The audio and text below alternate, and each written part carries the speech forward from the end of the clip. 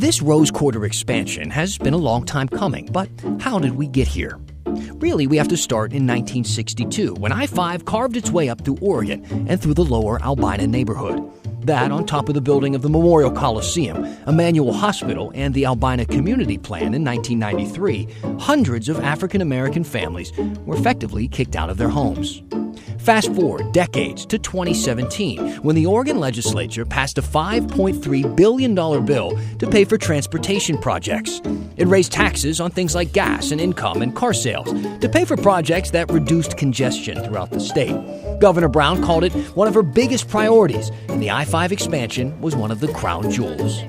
Over the years, it's been a hot topic every time it comes up in community meetings, with dozens of environmental, transportation, and social justice advocates coming out to speak their mind. Then, in January, several Portland politicians indicated they would oppose the plan unless there was a more extensive environmental review and approval from the community. But on March 27th, they appeared to back off from their environmental demands. That takes us to April 2nd, when the Oregon Transportation Commission said the project can move forward without the environmental review.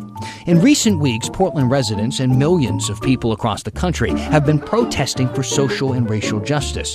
That's put a renewed focus on how America's highway system leveled parts of traditionally black neighborhoods like Albina. And with the Albina Vision Trust and city leaders pooling their support yesterday, the project's future is in real question.